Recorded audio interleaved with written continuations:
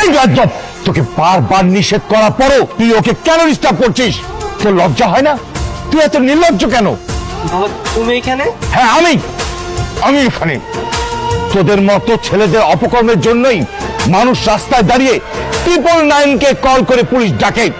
হেই, তুই এত নির্লজ্জ কেন রে? তোর নিজের প্রতি লজ্জা হয় না? স্যার, এটা আপনার ছেলে? হ্যাঁ মা, এই বেয়াদবটাই আমার ছেলে। আমি ওকে ঠিক মতো মানুষ করতে পারি নাই। কিন্তু বাবা। চুপ থাক, একটা কথা বলবি না।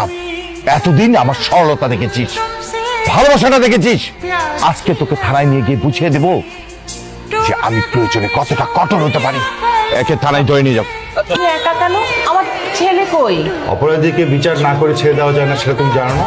মানে কি? আর আমার ছেলেকে আনলা না, আবার বলতেছো অপরাধী? একদম চুপ থাকবা। ওই মেয়ের আশেপাশে হতে থাকবে।